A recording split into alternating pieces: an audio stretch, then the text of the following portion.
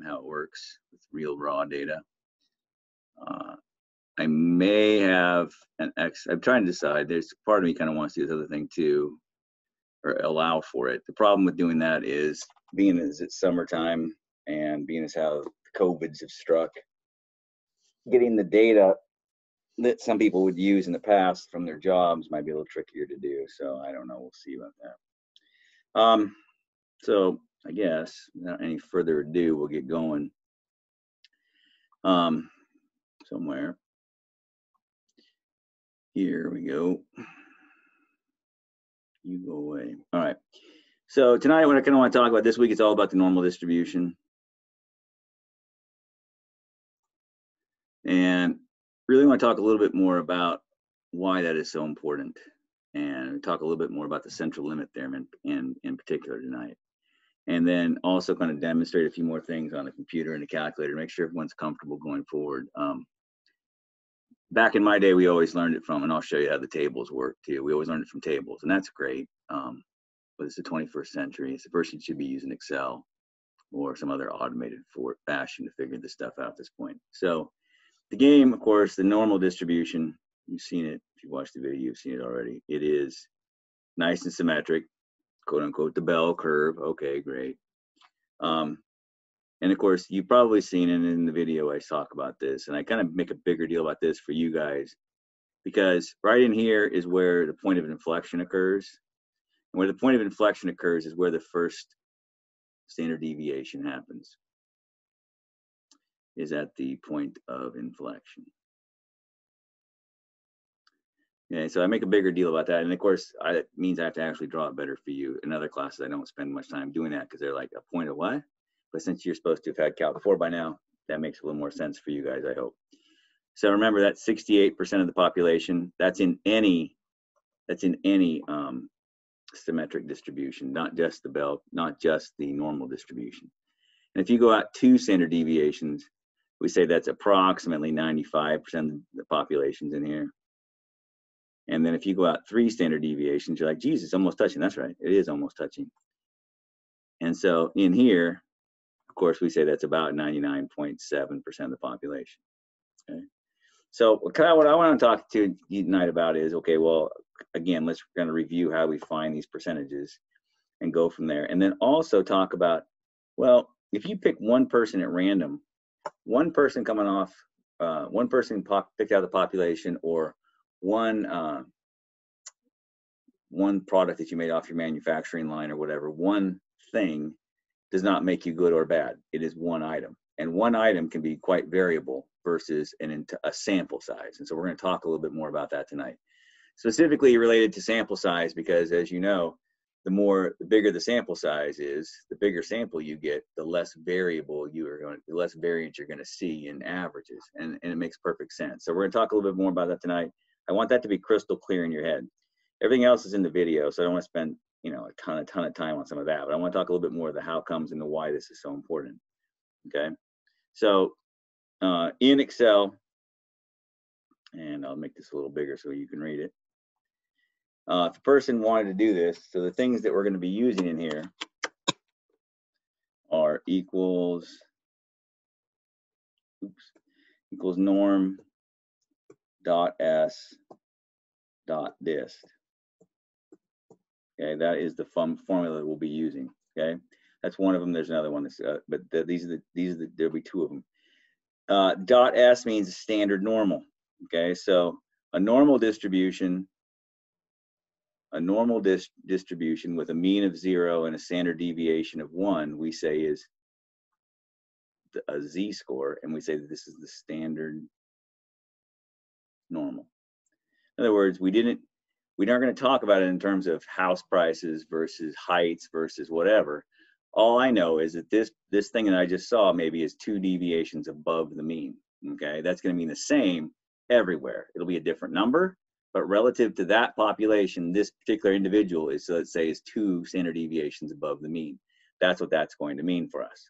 Okay, and so in the video, we're going to talk about it's in there. So I'm just going to go ahead and write it down again. It's x minus mu over sigma.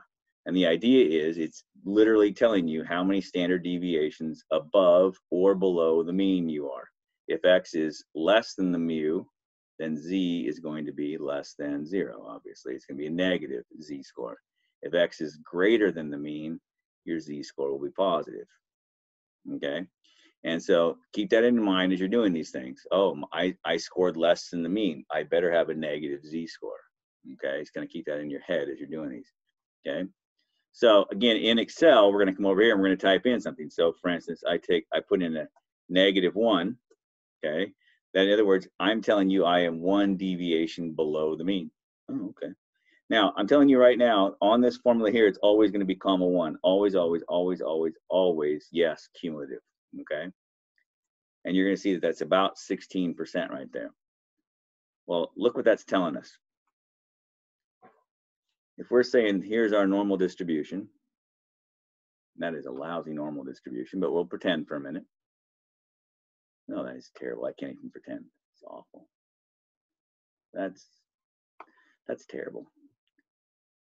There's a few things in life that I'm a perfectionist about. I'm drawing. No, I can't even say I'm a perfectionist about that. It's terrible. That's better. All right, I'll go with that. I'll live with that. So what we're saying is that this is -1. We're saying that from here down is about 16%. No, that's interesting. How much do you suppose is from here that away? Well, I don't know, but I do know this. Like, oops, not there, dummy. If I go into here and go equals norm dot this, there it is, dot s dot this, and I put in +1, comma 1, you will see that's 84%. 84%. This is not 84%. Well, remember, it's always the area to the left.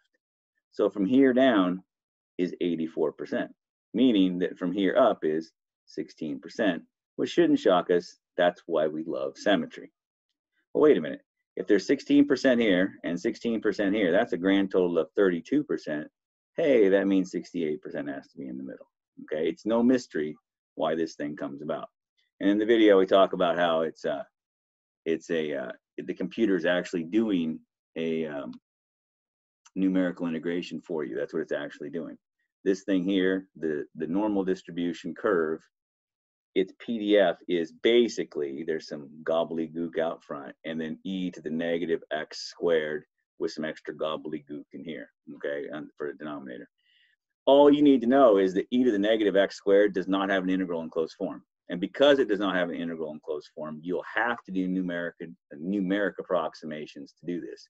So that's what the calculator is doing. It's integrating this thing from -infinity to wherever you tell it to, okay? And it's always going from -infinity up to wherever you told it to, okay? And so just be aware of that. We're going from -infinity up to there. That's why it's always going to be area to the left, okay? That's a big deal. And for people at your age, in this class, at this level, it makes so much more sense. In other classes, you tell them, well, it's always area from the left up, and it doesn't really make any sense, okay? And so there you go. What happened here? What's going on in here?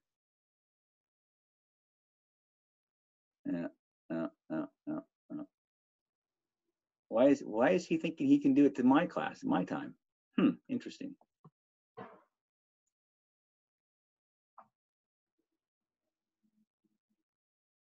Well, I don't understand how he thinks he can go on my class. Sorry, Peter, it's too bad.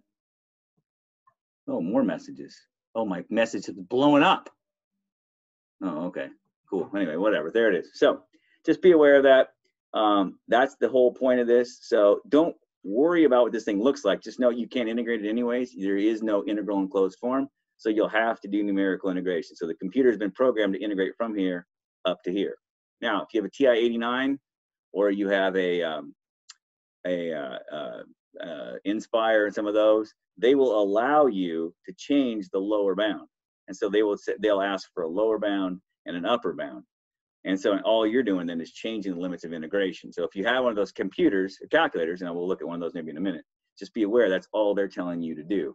But if you just normally, in Excel, it's always going from -infinity up to this z-score in question. Meaning that if you want to go from, you want to know the area from, oh, I don't know, 1.2 this direction, you're just going to do 1 minus whatever this is. Okay, so not too bad. Okay, and so there you go. Okay, so we're going to talk some more about that, I guess, as well. But what I really want to focus on is, suppose you have a population, and your population is distributed, let's say normally for right now, and it's distributed normally with a mean of 300 and a standard deviation of 50, because that's a nice and easy number to calculate with. Okay. Now, let's say I reach in and sample some one person out of this population, and that person comes back and he has an X of 320. Yeah, cool, awesome. When I do that, I could ask myself several things, but I guess maybe I'll do this. What is the probability that a random person not equals 320, but exceeds 320? Now remember, whether it's equal to or not, the probability that X is equal to any particular value is always 0 in a continuous distribution. Why is that? Because you'd be integrating from, let's say, A to A. And the integral from A to A is always going to be 0. Okay, so you always have to be looking at a range. So let's say I'm going to be, what's probability that one individual score is greater than 320? I don't know, let's find out. So Z would equal 320 minus 300 over 50. So that's going to be a Z score of 0.4. Okay, and so in Excel, I'm just going to go in here. I'm going to put in there 0.4, maybe. Nice. And I get 0.65. Well, now just a minute. The way I like to draw these, I like to actually draw a picture. Here's 0. Here's 0.4 is right here. I'm no mathematician, but I feel like there's no way this is 65% up here. It's not. This all the way down to here is whatever I said it was, 0.65. I learned if I click on the right button, it would help. Meaning this is 1 minus 0.65, or roughly 35% chance that someone is up in this neighborhood. Okay, 35% chance is a pretty good chance. That, and you're thinking, well, it's quite a, it's 4/10 of a standard deviation above the mean, and that's great. But it's kind of weird in terms of, you get one person. You could even get a person who, for instance, weighed, let's say this is weight, by the way, maybe big people, I guess. What's the probability that a person exceeds 370 pounds? I don't know. Again, it'd be the same basic proposition over here. I'm just going to change this and go in there and go 1 minus. And why is that? No, I don't want. Oh, just put your keyboard on, Jay. Don't be lazy. There we go. Give it to me. 1 minus. And then let's come back in here and think about what our Z-score would be. I said, I forgot what I said, 370. So 370 minus 300 is going to be 70 over 50, which is going to be a Z-score of 1.4. Okay, so in here, put in 1.4. Oh, where'd my equal sign go?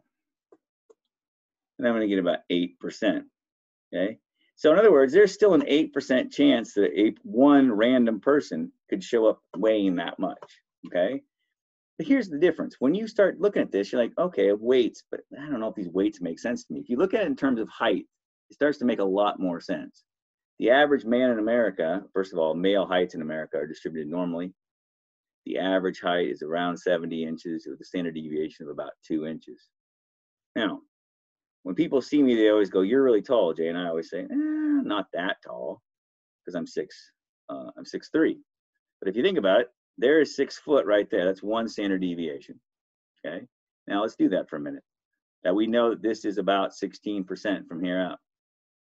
Okay. So you're like a 6 foot guy. I don't feel like he's that tall, and yet only about 16% of American males are taller than that. You go out to 6'2". Over here, I can use the same equation and just put 2 in there because we're 2 standard deviations above the mean.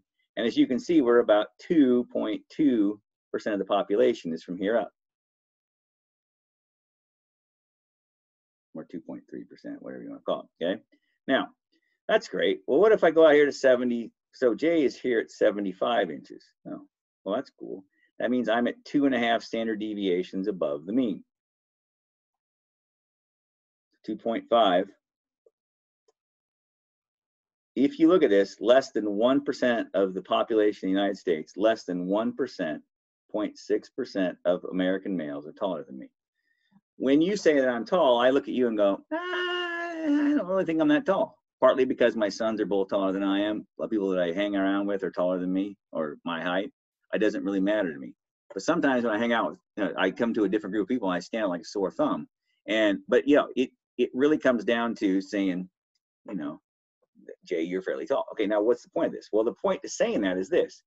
One person, that's me, being 75 inches tall or taller, so in other words, the probability that one person is greater than 75 inches is 0.6%.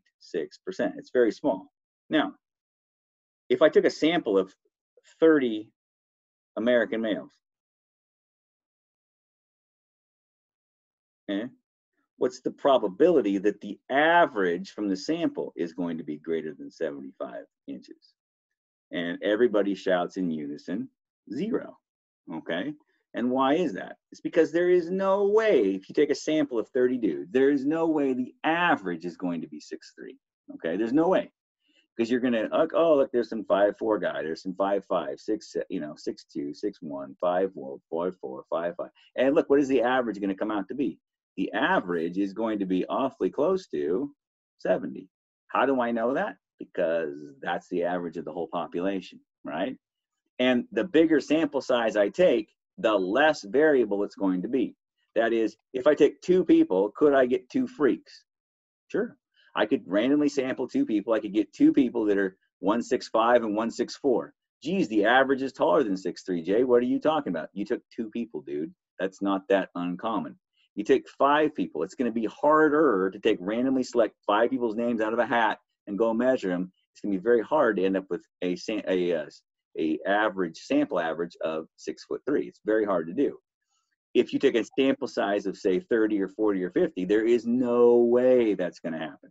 And the reason for that, of course, is it's in the video, and I want to really pound this into your heads, is the central limit theorem.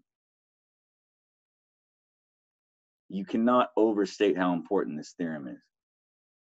Okay?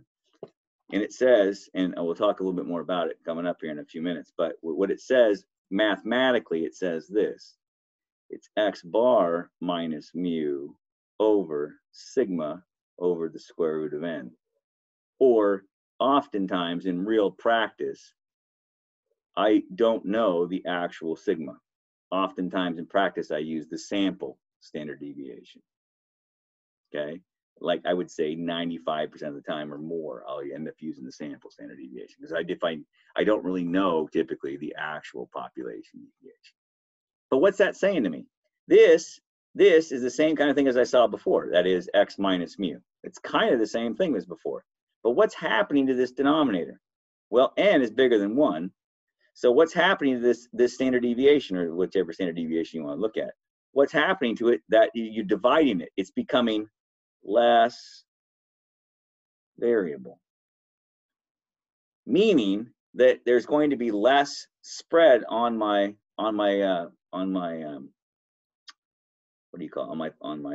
normal distribution when I draw it out. Meaning that I won't have to go out nearly so far number-wise before the freakish events start happening, okay? Now, you recall that J, being 75 inches, just one person, that put me at 2.5 deviations above the mean, okay? But out of a sample of 30, it's going to be a little different. It's going to be 75 minus 70 over 2 divided by the square root of 30. So I like to do it this way first. 2 divided by, oops, clear. I don't want to do eigenvalues right now. 2 divided by the square root of 30. Now my standard deviation, as you can see, is really 0.365. So instead of being 2 inches, my standard deviation is about 0.36 inches. Wow. So if I take 5 inches and divide it by that new standard deviation, you will see that I'm about 13.7 standard deviations above the mean. Now, You don't have to be a brilliant person to figure this out. When you start looking at this, so here's 1 deviation, 2 deviations. There's 3 right there. 14 is over there somewhere. What percent of the population is above that? None of them. Okay. In other words, there's no chance that this happens. Okay. So what we're going to end up doing with this in practice is you, manufacturing level wise, perhaps, let's say your stuff is supposed to have coming off your machine, it's supposed to have a mean of 100, whatever that is, whether it's width, height, I don't care, weight, doesn't matter. I don't really care about that. And a standard deviation of, say, not very much. Let's do 2. Not 2's boring. Let's do 3. There you go. Great. Whatever. That's a length, I guess. I'll just make it. No, it's ludicrous. I don't care. But it doesn't really matter. If you have a 3-inch standard deviation, that's a lot of slop. But we're going to pretend for right now. Okay. In the real world, I'd hope this is quite a bit smaller than that. But let's just pretend. Okay.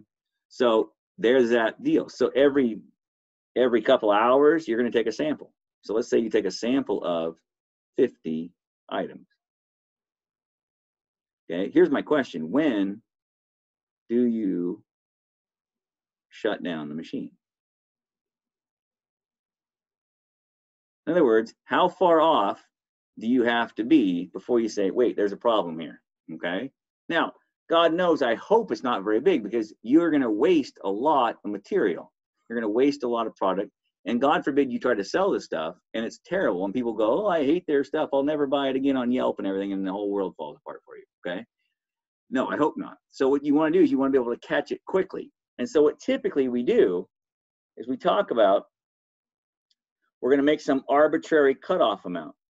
Now we're going to say, listen, we'd like to have about, let's say 95% of them, or perhaps 90% of them, be within some tolerance range. And anything out on either side of that, we're going to say, no, shut the machine down. Okay. Again, somewhere between 90 and 95%. Usually in quote unquote real sciences, or the hard sciences and manufacturing, I think they typically lean toward 95, but 90, 95, it doesn't make a whale of a difference in terms of that. What we need to see is, how is that going to play out for us when we look at it? So when we look at this, 95%, you're like, well, doesn't that mean this is -2 standard deviations and that's +2? Almost. What we're saying is we're putting 2.5% down in this lower tail. And so what we're going to do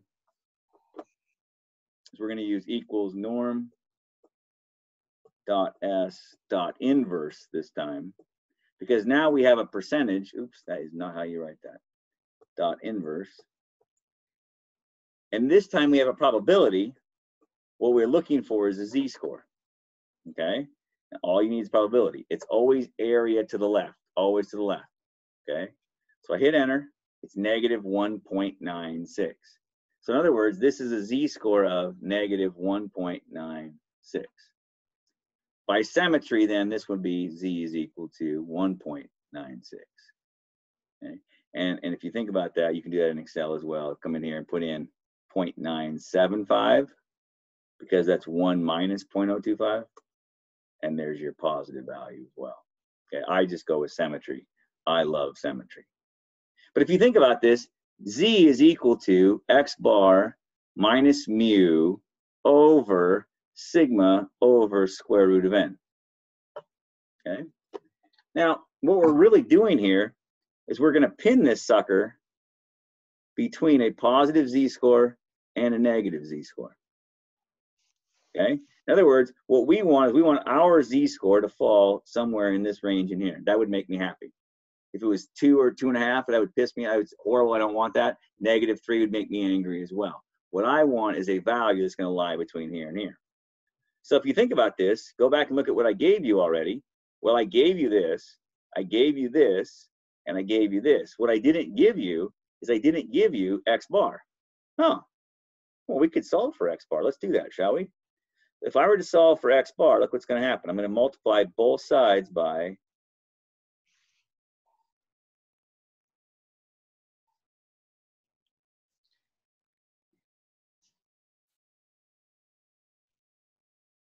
like so, yes? And then I'm going to add mu to both sides.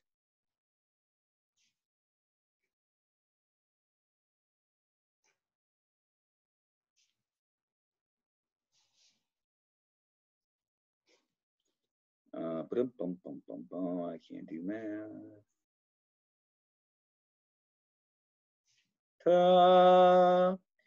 And so when you look at this, let's see, you got our mean was supposed to be 100. Wait, isn't there a better way to write this, Jay? There is. This is mu plus or minus z sigma over squared n. So that's 100 plus or minus 1.96 times 3 over the square root of 50. The idea here being is when I look at this, if I get a value that lies between these two values, the machine apparently is working okay. 0.83. So if I get a value that is somewhere between 99.17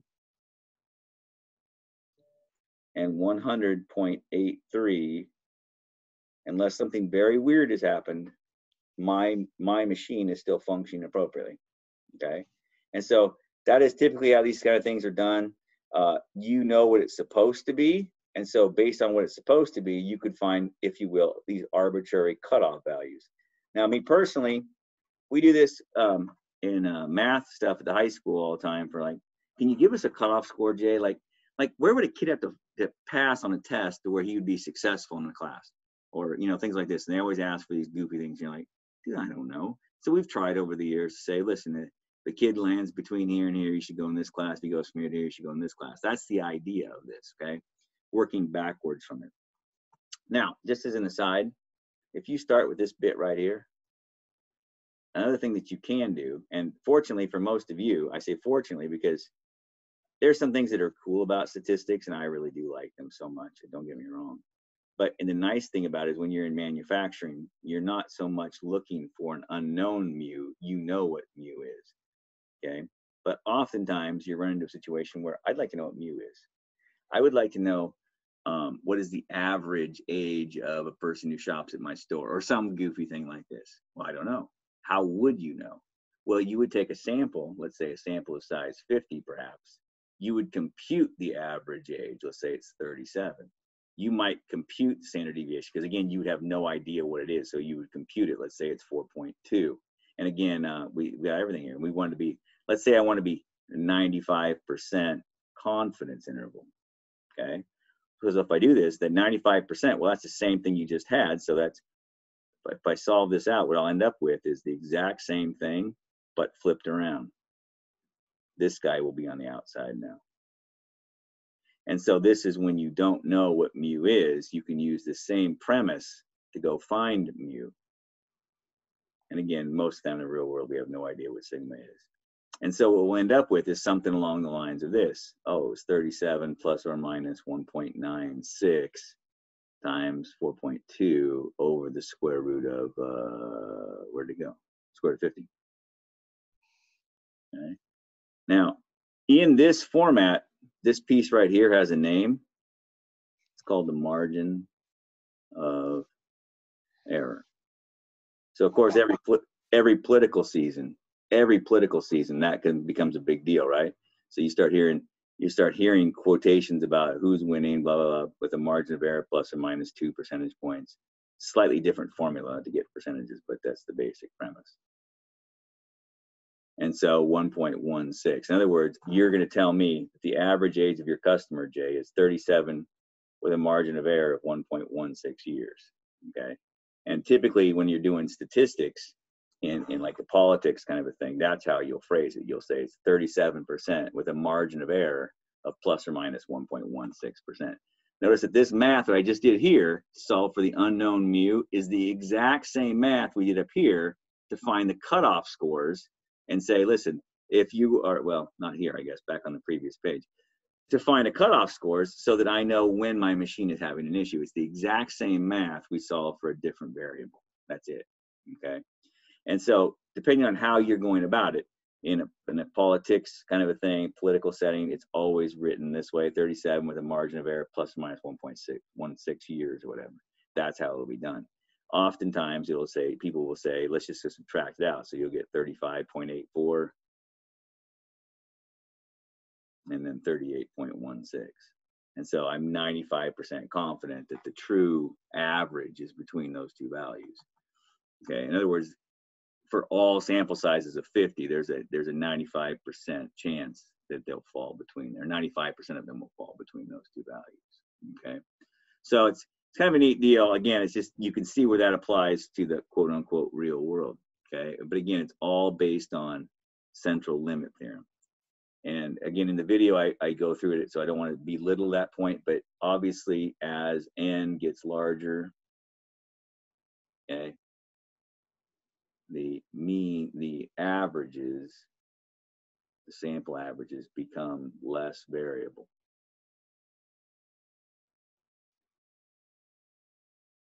That's a big deal, okay? And that's part of the central limit theorem. That's part of the central limit theorem, okay? So the actual central limit theorem by definition says, regardless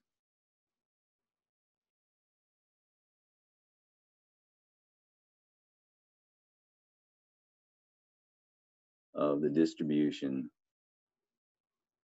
of the x's, okay? So it doesn't mean they have to be normal. They could be binomial, they could be exponential, they could be anything, Poisson, anything. Regardless of what the original distribution is, the x bars, the sample averages, are normal with the same mean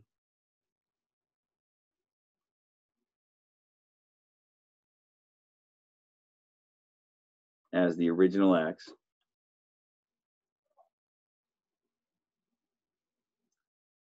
and standard deviation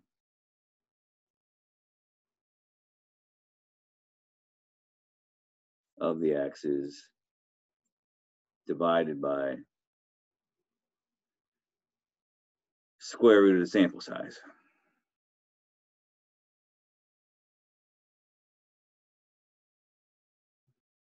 Or another way of saying that, x bar is distributed normal, same mean, standard deviation divided by square root of n. Okay, and this bit right here is what we're saying when it becomes less variable, and that's what that's telling us, mathematically speaking.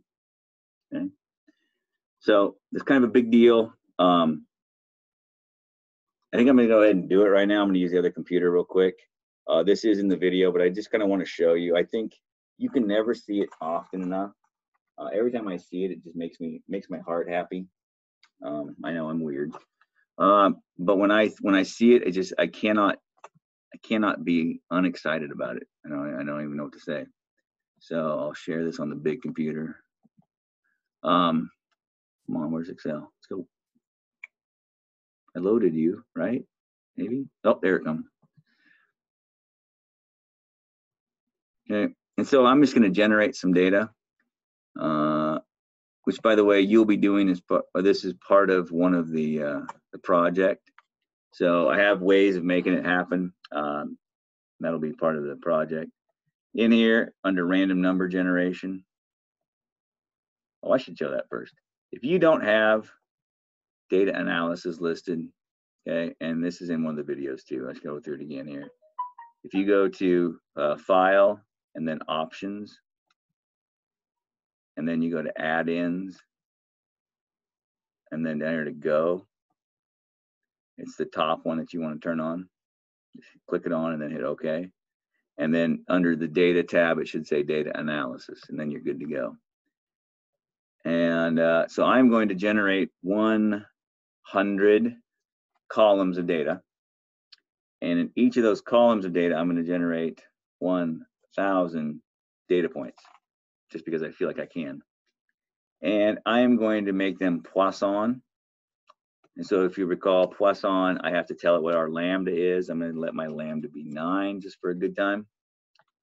And I'm going to have them start in A1, I guess, because why not? I don't know what's taking her so long. It's only 100,000 numbers. Come on, Betsy. Oh boy, I pissed her off this time. There they go. Boom, there they are. Nice. So what I can do then, and I do this in the video quite a bit. Now, again, what did we say? We said going into this guy that our data is Poisson. Okay, so you might recall Poisson. In a Poisson distribution, the mean is lambda. the standard deviation is also lambda, yes? So when you think about that, just be aware of that going forward. So what I'm going to do here is I'm going to say equals average, and it's just A1 colon A1000. Sweet. And then I'm going to drag it across. Notice that I am not shocked that the average is right at 9. Why am I not shocked? There's 1,000 data points. It's not like I took a sample of size of 4 people, okay? I don't know what about people with big Poisson, but it didn't sample 4. I sampled 1,000. So yeah, there's going to be a few freaks in there. If you scroll up there, you probably find a 1 or something, and you see a 25 probably. And guess what happens? The freaks tend to wash themselves out. Now you drag that baby across. Was it CW? CV, I was off, sorry. There they are. Boom. Now what I'm going to do is I'm going to find the average of the averages, if you don't mind. So I'm going to go, what is that? A1002 colon CV 1002. Look at that. The average of the averages, if you will, is 8.99, whatever, yada, yada, yada. Oh, that's cool. That's great. What does that say to me? Well, it says several things, first of all, and then let's also do the standard deviation of the sample for A1002 colon CV 1002. Oh, say that's a very tiny number. I wonder what that number corresponds to. Well, recall that the standard deviation should be 9. Should the standard deviation be 9? The variance is 9. So the standard deviation should be 3. So 3 divided by the square root of 1,000, because we had a sample size of 1,000. Oh, yes, I'm sorry, Betsy. And look at that. Where is it at? It's awfully close to 0.008. The idea being we took 1,000 of these averages. If you look up here in the actual data, lots of variation, yes? But if you look at just the samples, just the averages, hardly any variation at all. That's what that's telling me, okay? Now, just for a good time, I'm going to go graph these guys. So I'm going to copy this, paste it in another tab if you don't mind. Oh, let's do this. Let's do paste special values only, and then copy that, and then put it here and twist it and transpose it, call it averages. I don't know, whatever. So what I'm going to do is just copy this whole column real quick. I'm going to do oh yeah, that's right there. Yeah, what happened? What happened to them? Did I not highlight them all? Oh, what a loser. What happened to all my numbers?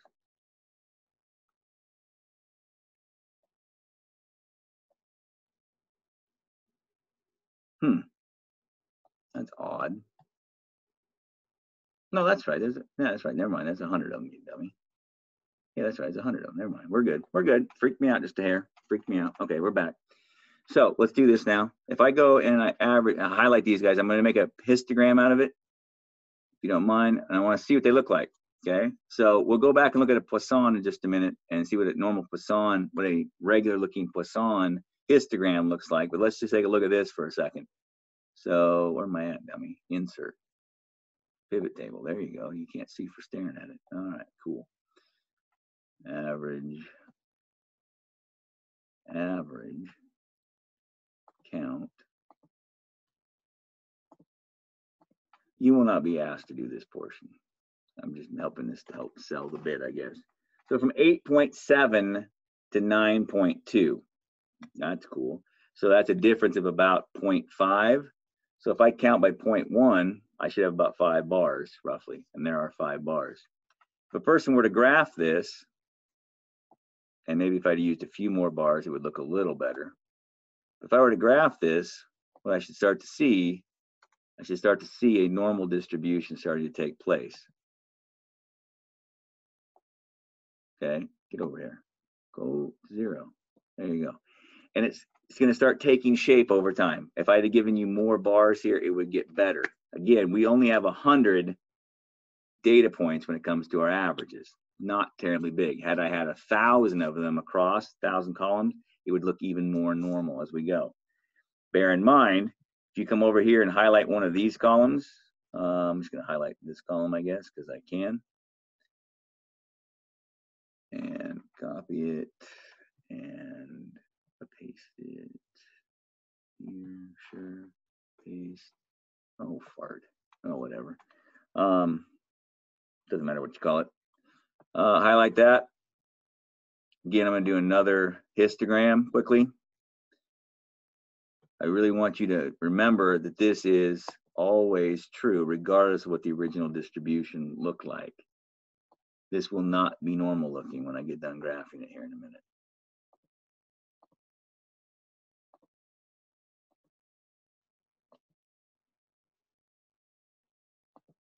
And so it goes from a low of 1 to a maximum of 20. If I counted by, say, 4, let's count by 3s, I guess. Why not?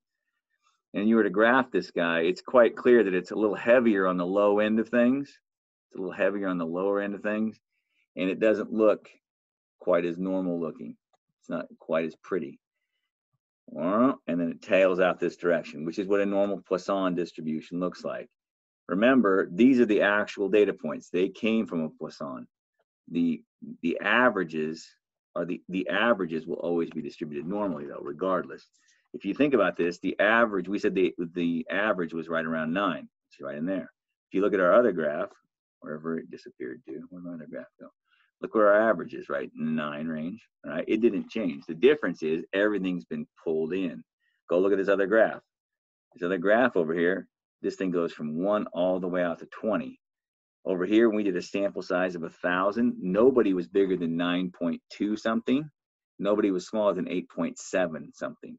Okay, you see that? The averages do not slop around. They are very, very tight, almost no variation. That's a big deal. So there's two big deals, two big takeaways from this, really, when they take the central limit theorem. Number one, it doesn't matter what the original distribution was. Okay, they'll always be normal when you look at the averages, which is really nice because then I only have really one tool to worry about, and that's the normal distribution. I don't have to get into, oh wait, it's an exponential. Now I need to do it this way and that way. Well, interestingly enough, I'm rarely going to be dealing with one thing. When I see one kid in my class at the high school, let's say, I don't know what, okay, there's one kid, Levi, who's graduated in 3 years from college, and he took all this stuff in high school, and he's like freakishly brilliant. That is not a picture of what happened in St. Helens High School math-wise or anything else-wise. Okay, the kid's off the charts, freakishly great. Love him. Wish we had more of him. We don't. Likewise, you get some other person on the other end of things. That also is not a picture of what's going on in our world. What we need is a true picture, which is the averages. And the bigger the average is, the less variation we're going to see. So kind of keep that in mind. That's a big deal. And so we are going to rarely take one item or one person. We're going to take a look at a sample. And so then based on that sample, we're going to be able to say, all right, yeah, have things changed, because that's what it's always going to be about. You need to know, when do I shut this off? When do I cut it off? When do I say, no, enough, there's a problem here, I need to do something different? When do I jump in and take a look at things? So that's something that I wish there was more time for in this class. Is one of the couple things I wish there was a little more time for, is the idea of what's called hypothesis testing. And so I'm just going to give you a quick little primer on it tonight. It will not be on the test at all, but I just want you to kind of get the idea of it, because in reality, this is what it's all going to really come down to. So when you are building something, you're manufacturing something, whatever it happens to be, you're under an assumption. You're always working under some kind of assumption, okay? And that assumption is typically going to be that the mean is supposed to be some value, okay? This is your assumption. And we call this the null hypothesis. Okay, so when you go to court, the assumption is, for crime, I should say, the assumption is that you're innocent until proven guilty. Okay, so I have to prove, as a prosecutor, I have to prove that you're guilty. In other words, I have to prove that you're not innocent. Okay, you go in with the presumption or the assumption that you're innocent. That's the whole point. So we'll assume something is true. Perhaps it's that the mean is supposed to be 100. That's what we're working under, that assumption. Well, the opposite of that is the alternative hypothesis. Alternative hypothesis. In the case of a courtroom, well, you're not innocent. All right, you could say guilty, but technically you're innocent, or we've rejected your innocence. Okay, so in reality, you're innocent. After the trial, the jury will do one of two things. Either they will reject your innocence, or they will fail to reject your innocence. Notice that you may walk out of the courtroom and you may be guilty of sin, but you got off. Okay, so the jury, whatever the jury does, has nothing to do with whether you're guilty or innocent. Okay, they simply, the prosecutor did not prove the case well enough. They did not prove beyond a shadow of a doubt, if you will. Okay, now the opposite of equals 100, of course, is not equals 100. Okay, and so in this case, it'd be a two-tailed test. That is, because it's not equal, it could be less than 100 or it could be greater than 100. But somewhere over here, there's going to be some value, a cutoff value, if you will, that says, listen, I don't buy it. There's no way that that happened randomly. Okay, so we are going to be under the assumption, and we're going to always work under this assumption, that we are going to take a random sample. Okay, whatever it happens to be. Lots of ways to get random stuff. If it's a machine and it's producing millions of these things every hour, just walk over and take the next 50 that come off the line or whatever. It doesn't matter. If you know that your machine has some variance over the course of a day, a lot of times as the machine gets warmed up, whatever, maybe it does poorly in the morning, does better in the afternoon once it gets going. Sometimes it's the other way around. If it's people, that's also true. Sometimes you have a shift that's, toward the end of the shift, they have problems. Sometimes it's the earlier in the shift, whatever. If you know that's the trick case, then you're going to just sample at different times of the day, obviously. But if we just assume it's all the same for right now, take a random sample coming off the line. So let's say we take a sample of, say, 50, okay? And from that, you're going to compute X bar. Let's say it came out to be 102. And let's say we compute the SX, and let's suppose that's going to be 3. Let's make it a little bigger just for fun. 4.1, sure, okay? Now, what we're going to do is we're going to put in here a 95% in the middle, let's say. That means that if I'm in here, all right, 95% of the cases will be in there. The chances that randomly it lands out here or out here combined is 5% chance. There's a 5% chance that my sample average will land out in the tails. This is a big deal if H naught is true. Okay, so when you're to court and you hear the guy say, no, listen, I know my DNA was there, and I know that looks like my knife, and I know it looks kind of like my picture on the screen, but it wasn't me. At some point, you're like, dude, come on, they got you dead to rights, dude. All right, at some point, it becomes overwhelming. There's no way that that's not you based on everything on the line. Well, Jay, could it be a 0.000000001 chance? I suppose. You know what that sounds like to me? It sounds like 0 to me. So at some point in your mind, there is a value, this cutoff value that says, I'm not buying it. I'm not buying it, okay? If we were in class today, one of my favorite things to do is do my only card trick I know how to do, and it's not really much of a card trick. I have a deck of cards, it's all black cards. And so I have somebody come take a card out, and they're not, you don't see them, and you hold it up and like, oh, it's a 2 of spades, cool. And you put it back in, I shuffle it, and hey, take another card out. Oh, look, it's a 6 of clubs. All right. And after about 5 cards, usually someone in this class goes, hey, wait, that feels weird. And I usually try to mock people a little bit. One of my good friends back in the day, I watched her do a conference for mostly middle school, but some high school teachers. After the 3rd black card in a row, teachers were going, no way, that card deck is rigged and all this. And so she just embarrassed the crap out of those poor people. They all shut up. If you think about the probability you get 1 black card, it's 50%. Probably you get 2 black cards in a row, black, put it back in, shuffle it, do another one, it's 25%. Probably you get 3 black cards, it's 1 out of 8 or 12.5%. probability that you get 4 in a row is 6.25%. Okay, this seems a little low in my mind, but it happens. It's 1 out of 16. That doesn't feel that weird. Okay, wait, let's try again. What if I get 5 black cards in a row? There's only a 3% chance that this happens. Most people go, I'm going to call BS right here. Everybody has a BS level that says, I'm not buying it. Okay, I'm not buying it from here out. By the way, bologna sauce. I'm not buying it from here out. It did not happen randomly, Jay. I think your deck of cards is no longer half and half. You were under the assumption that they were half black and half red. That was a poor assumption apparently on your part, because there's only a 3% chance that you would draw 5 black cards in a row if truly the deck was a half and half. Now, what do you say, Jay? Does that mean that there's no black cards in the deck? No, it means that you are very, very confident that they are not 50-50. It does not mean that there's no black card, there's no red cards in the deck. It just means that you're very confident that it's not 50-50 anymore. Okay. Now, some people might go another one. I want 6, Jay. I won't believe it until 6 cards. So after she embarrassed him right there, after she embarrassed him, people shut up. 7 cards before anybody finally kind of went, well, maybe not. And it was so funny to watch. And it was funny / it was embarrassing, because as a math teacher, you're kind of like, seriously, people? 1.5% and then half of that, right? So there's no chance that it happened randomly, basically, is what you're saying.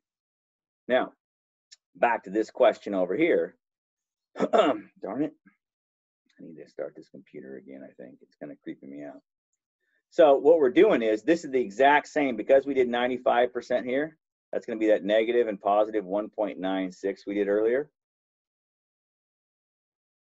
And so if you do this, it's going to be the exact same problem we did earlier. We said x bar plus or minus 1.96 times 4.1 over the square root of 50.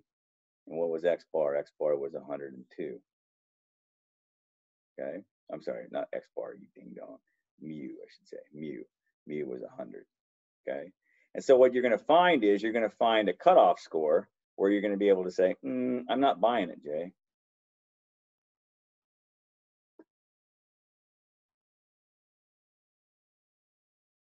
.13. So 100 plus or minus 1.13. So if you get an x bar that is bigger than this, or one that is less than, what is that going to be? I can't do math anymore. 100 minus 1.13, 98.87. If you get a value for x bar that is outside of these bounds, what does that say about your hypothesis? It says that this hypothesis is what? Wrong. We're going to reject this value. Now, from a practical standpoint, what does that mean in your place of business? It means your machine is broken. It means there's something wrong. Shut it down. Okay? And go figure it out. Okay? Stop it right now. Okay? And so we're always going to either reject or fail to reject H0. Okay? So it's quite possible, because if this had been 101, 101 falls between here. So what are you going to do? Well, you're going to fail to reject H0. Does that mean that you're 100% confident that it's that? No. Just like I'm not confident that the person who got off of the trial, I'm not 100% confident that they are innocent, but I will say that they got off. We failed to reject their innocence. Does someone have something to say there? I keep hearing something in the corner of my ear. Yeah, I have a story, if you don't mind. Oh, you don't have something to say? Yeah, it's a statistical story. It was just fun, because it was at work when I still was working, and we had it was a round diameter silicone part that was supposed to be measuring a specific thing plus or minus 2 thou. Now, the particular material was shrinking between 3 and 5%. And to get it in the statistical center, they had me adjust the mold by 1 thou. Jeez. Still in. And I was laughing because Yep. it's absolutely impossible. If you run it the next time, it's probably going to be a thought the other way. Yep. Yeah. My friend of But mine that called. sometimes happens in real life, in a factory. Mm-hmm. My friend works for Boeing, and he was he's working on this new box thing that I guess like the SEALs and all those guys take on and off the airplanes and whatever. And the box is supposed to have like a 3-foot cord to plug in or whatever. And so he's putting it all together. And then the specifics say that the thing can't have any more, the ground resistance can't be more than this and such. And they specified the wire diameter. And he goes, yeah, wire diameter that small with this long a cord, that's physically impossible. And these people are like, no, you need to make it. He's like, dude, it's called physics. You can't do that. And it's just funny, the stuff that happens, I guess, in the manufacturing realm. He's always telling me about stuff like that. That just kind of blows my mind. Yeah, that's called think outside the box. No, they don't. Kind of fun to watch, though. Yeah.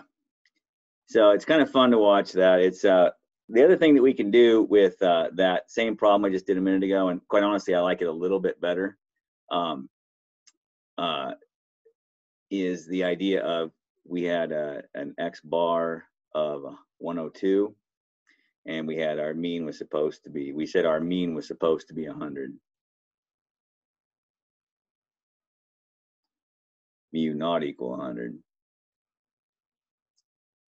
I swear to God, I'm getting 80 million texts today. No one ever calls me. No one ever texts me. And then today it's blowing up. Not that I care. It weirds me out.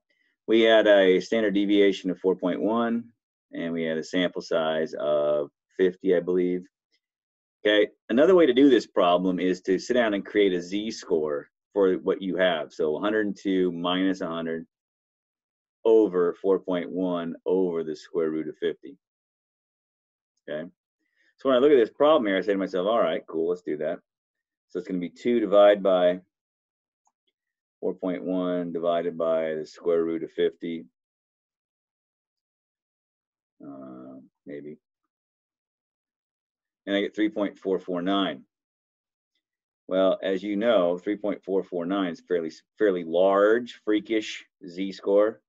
So here's 0, 1, 2, 3 and a half is way the heck out here. Okay.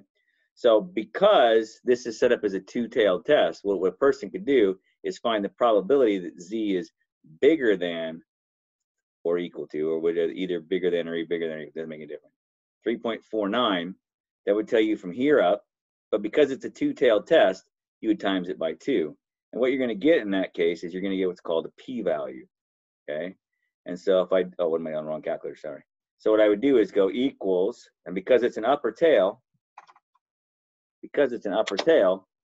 I would do equals 1 minus, I say, norm dot s dot dist, excuse me, of 3.449, comma 1, okay? Now, if you look at that, that means that it's 0.00000281 in the upper tail. Well, I'm going to take, by definition, because it's a two-tailed test, I'm going to times that by 2. And this thing here is called your p-value. And I will write that down, p-value. And again, I'm not going to hold you responsible for that in this class, but that's something that will come up in studies sometimes. You'll be reading about it, and you'll see a p-value of 2% or something. Typically, again, in hard sciences, things like manufacturing and whatnot, we use 5%. That's typically, and so if that p-value is less than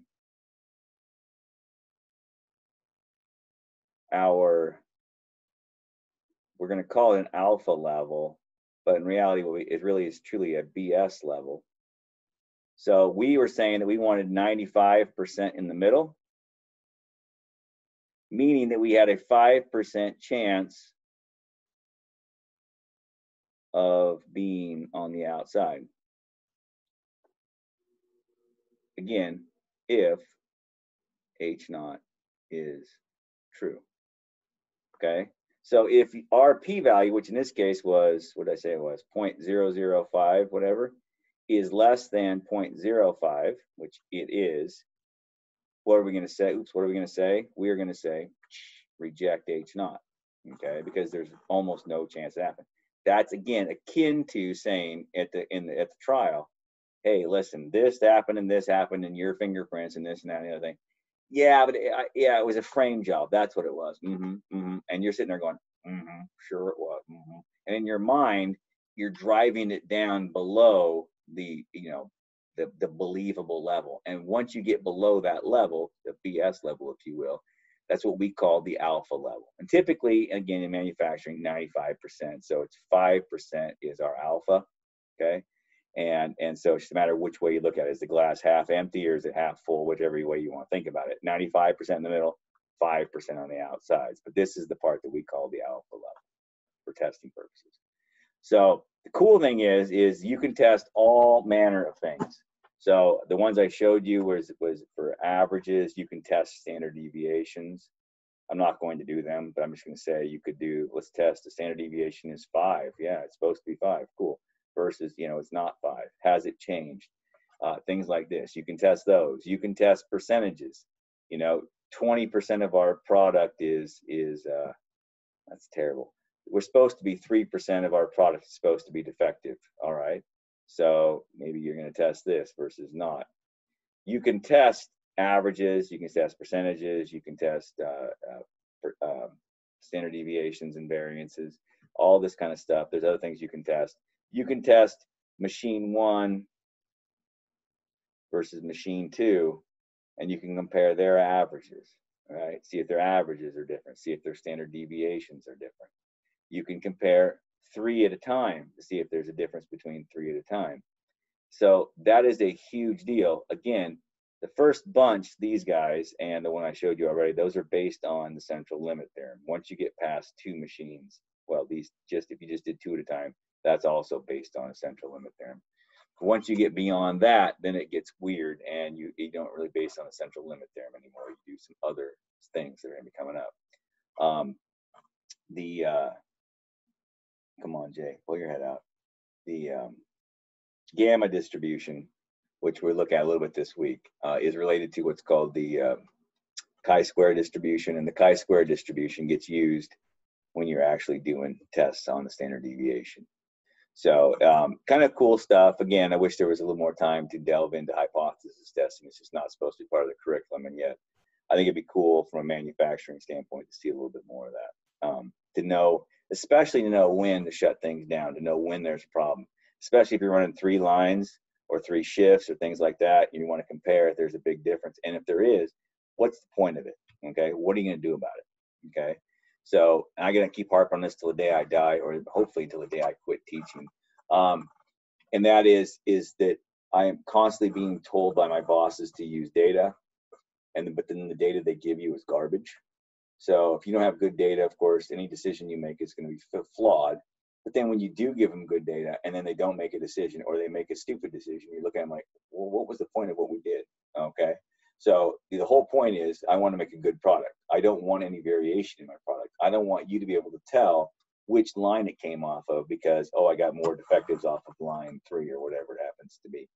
I don't want that to happen. And so every day, during the day, I'm going to do it multiple times during the day. I'm going to do quality control again and again and again and again and again, because I want my product to be exactly the same. I want no variation in my product at all. When you crack open your whatever favorite beverage it is, it better taste like that favorite beverage every time, without fail, no matter where it was brewed, whether it was in Maine or in Texas or here. It doesn't matter. It better be the same everywhere. That's the worst thing that can happen, is a lot of slop in something. Okay. And so again, we're not going to get too much past that. Everyone that I've drawn up is what's called a two-tailed test. You can also have an assumption that something is less than or equal to a value. Let's say the percentage of people is less than this versus greater than that. You can also do what's called a one-tailed test. Okay. Same principle applies. It's just you can look at it from a different point of view. Okay. So just be aware of that. I think the last thing I want to leave you with is, because it's presidential polling season, you will see things like this, a margin of error. You will see it. They will state something to you, something like this.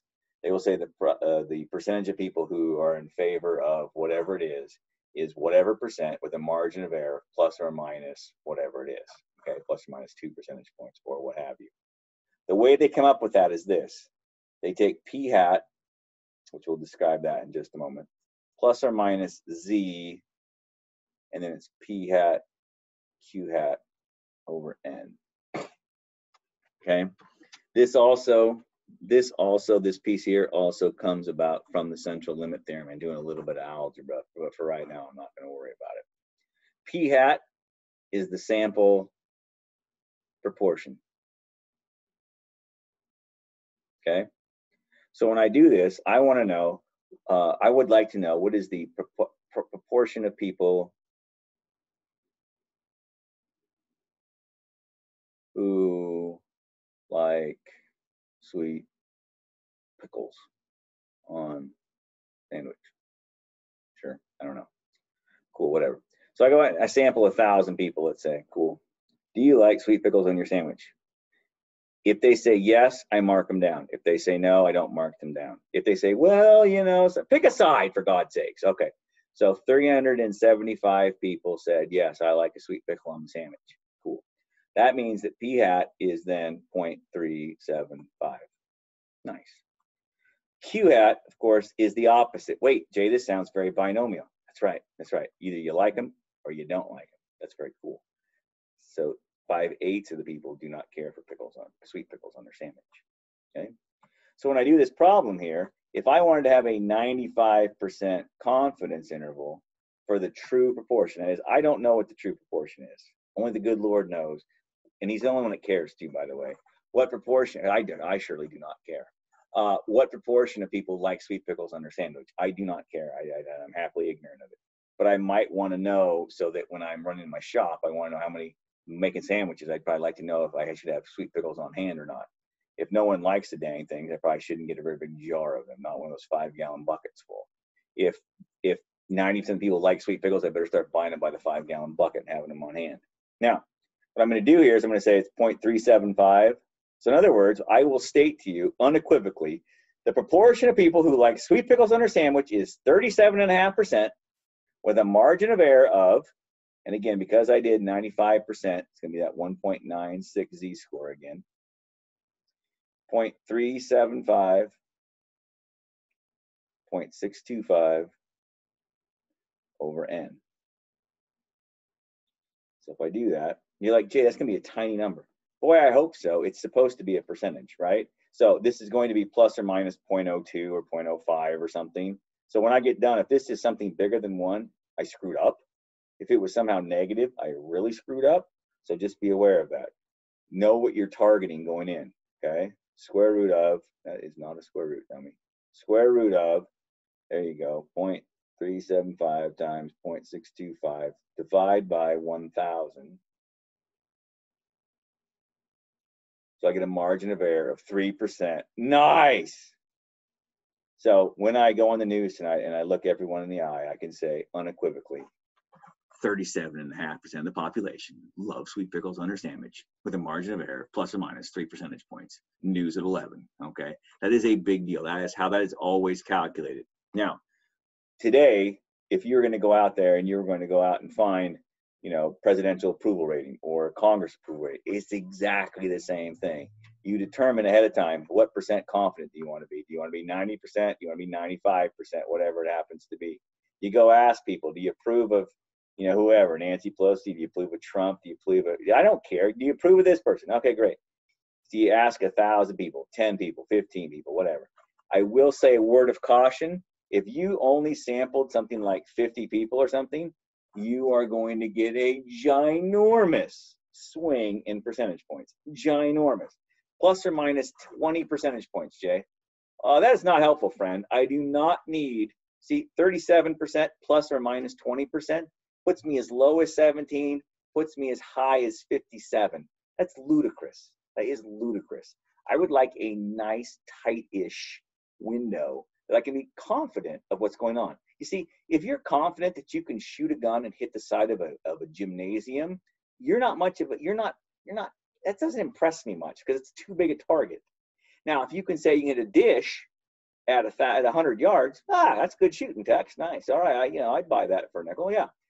But to say that you can hit it inside the gymnasium, with a gun, because when you're standing inside the gymnasium, yeah, that's not much of a shot. That's too big a target, and it's not impressive. And so the way to make this margin of error smaller is always to make your N bigger. Ask more people. Clearly, to a point. At some point, it's going to be diminishing returns. You might be able to ask 2,000 people and realize that it didn't really make a whole whale of a lot of difference. Now, if you ask 2,000 people, obviously this number gets basically twice as big, and the ratio should be about the same, about 37.5%. The thing that's going to change is this number down here is going to get bigger. This whole number here is going to get smaller, which is going to force that number to get smaller. And what you'll end up with is a number that actually makes sense. In practice, typically people like to be within plus or minus 3 percentage points or a little smaller. So what you normally do is you work backwards and see what size of N you need to sample for. Typically, that's how it's done in the real world. Okay. But again, as a statistician, as a person who, if you were in a if you're in manufacturing realm, you don't deal with this a ton, but in our daily lives, we listen to the radio, the news, what have you. We hear these kind of things all the time. Blah, blah, blah, with a margin of error, whatever it happens to be. Okay, that's where they're getting that from. Okay, and so I mention it just because, well, tis the season to be talking about percentages and margin of errors. Okay. So this week, again, tomorrow, should be going up tomorrow at some point, maybe even tonight. The project will go up along with an intro video for it. It's not very difficult in terms of, it shouldn't take a ton of time. It shouldn't take a ton of your time. Probably a couple, 3 hours tops. All right. If it takes you much longer than that, you're probably working at it a little too hard. You're probably going a little overboard, or you didn't understand it correctly, because it's just not going to be that much work. Couple, as I say, a couple hours.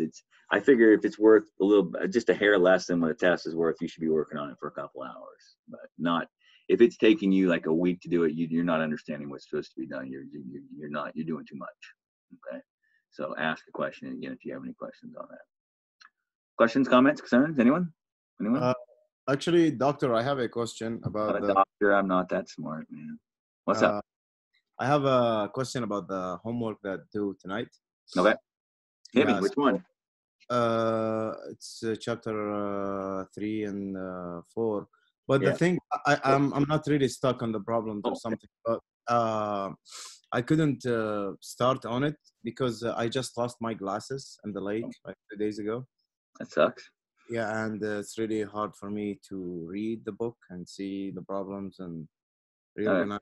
But I might be late on that. Is that fine? Would you accept that? That's fine. Yeah, thank you. And also, I was want to ask, do we have another midterm, or it's just going to be a final? Just a final. It's just a final. Is it going to be comprehensive or just from what we left? Comprehensive. So they're on it. I mean, clearly you're going to be doing stuff with standard deviations and means, right? So from that standpoint, that is, technically comprehensive. But no, it's pretty much since the second test. Pretty much since the first test on. But that's good. Thank you very much. Yep. All right. Anyone else? Hit me. You good? All right. Well, have a good evening, everyone. Yep. Take care. See you.